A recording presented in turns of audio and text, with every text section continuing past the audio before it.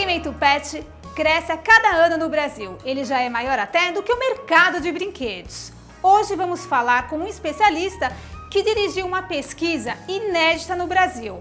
Vamos falar sobre o mercado pet e os dados desse gigante que a gente mal conhece. Por isso, não saia daí, porque o programa Coisa de Amigo está no ar.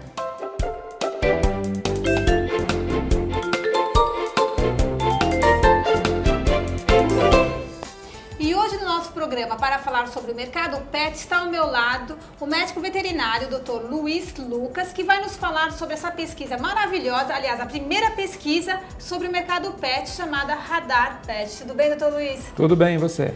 Então conta aqui pra gente por que surgiu essa pesquisa, essa necessidade, né? Bom, o objetivo, afinal, da pesquisa? Na verdade, essa pesquisa surgiu da necessidade das indústrias em entenderem um pouco mais o mercado. A gente tinha algumas dúvidas em relação a como era o comportamento dos animais, dos proprietários de animais de companhia no Brasil e alguns números importantes, né? E essa pesquisa nos deu bastante informações que estão sendo super válidas para a gente, inclusive, trabalhar melhor esse mercado. Tá, e conta aqui pra gente, logo para começar, uma coisa mais leve, né? Qual foi, eu fiquei sabendo, agora vocês aí de casa também vão saber, qual foi o pet que é preferência nacional? Sem dúvida nenhuma, eu acho que as pessoas já meio que sabem, né?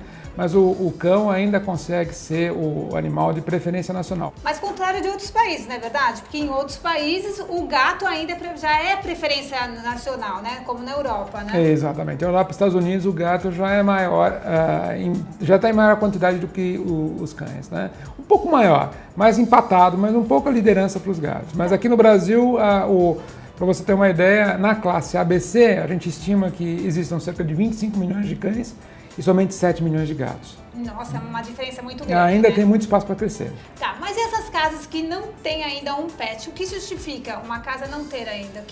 Qual é esse mercado? Qual é esse público que não tem um animal de estimação? Essa é uma das perguntas mais interessantes. A gente procurou também entrevistar não proprietários e proprietários de todos os tipos, né? E a gente subdividiu eles em famílias, em grupos familiares. E a gente percebe que para cada grupo familiar existe ou razões ou uma razão, né? Um porquê. Qual o porquê mais conhecido?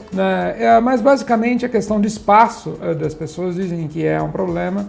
A questão da renda também, que é caro. Outro fator que realmente leva em consideração o tempo, né? As pessoas que estão fora de casa, não tem como cuidar. E aí entra o gato, porque o gato aparentemente, principalmente no Brasil e em outros países também, ele requer talvez um pouco menos de atenção que o cão. Doutor Lucas, fala aqui pra gente, porque a pesquisa também contemplou os solteiros. Foi pesquisar o pessoal que tá sozinho e avulso, que também tem animalzinho de estimação. Fala pra gente qual foi o animal que mais eles têm, os homens ou as mulheres, enfim. Cão também. Cão também? Cão também. E isso seria uma surpresa, né? Seria quase uma zebra, ou não? Dada a proporção tão grande de cães que a gente tem no Brasil em relação aos gatos, óbvio, meio óbvio. Mas o que acontece é o seguinte, a gente esperaria uma proporção maior de gatos. Doutor Lucas, fala aqui pra gente qual é o perfil do lar brasileiro que tem um animalzinho de estimação. Bom, dependendo do tipo de família, a gente descobriu com essa pesquisa que existem variações muito grandes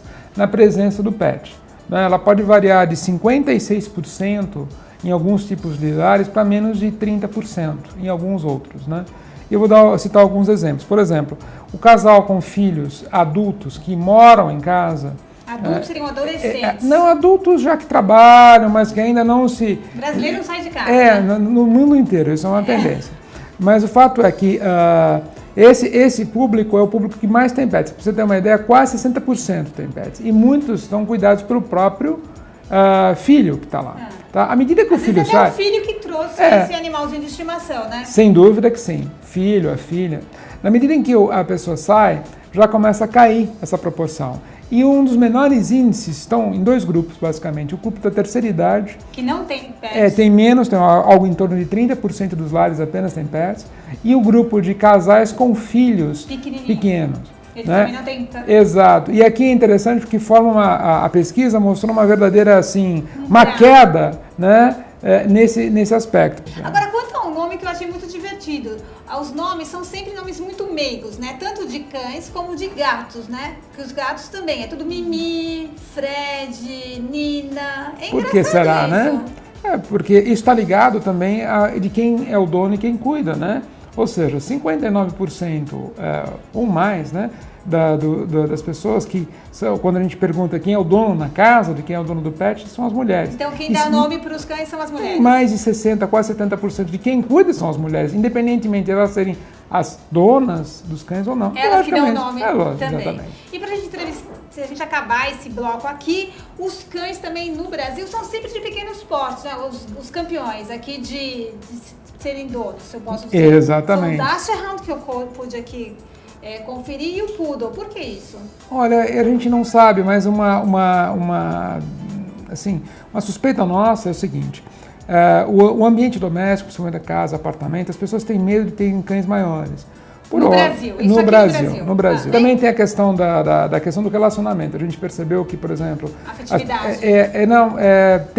Toda vez que as pessoas alegam não ter pet, está ligado ao espaço. Porque eu não tenho espaço, porque falta espaço na minha casa, etc. Isso pode estar ligado justamente à questão do adestramento. Como você não sabe adestrar, ou a pessoa... Ou não tem essa cultura, não tem, exatamente. Disse, né? Que, assim, o cachorro acaba dominando a casa. Então é melhor ser dominado por um pequeno do que ser dominado por um grande. É um prejuízo menor, né? Do que um grandão. Bom, eu estou adorando a pesquisa e no próximo bloco também a gente vai voltar com mais pesquisa, porque eu achei incrível. Aliás, foi a primeira pesquisa e no ano que vem eu tenho certeza que você vai voltar aqui contando mais. Mas antes do ano que vem, no próximo bloco, né? Até daqui a pouco.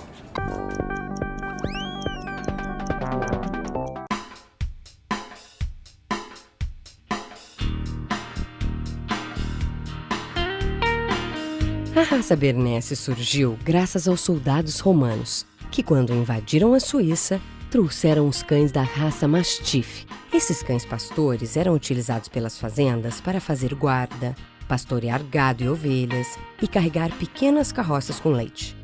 O Bernese já esteve perto da extinção, quando as fazendas pararam de usar seus cães para puxar carroças. Ainda bem que esses lindos animais não desapareceram.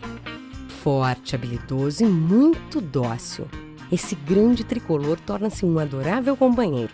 Não requer muito exercício físico, então acaba sendo uma ótima companhia também para caminhadas curtas.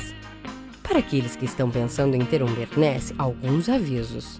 Eles não gostam de nadar, precisam de várias sessões semanais de escovação e são muito comilões.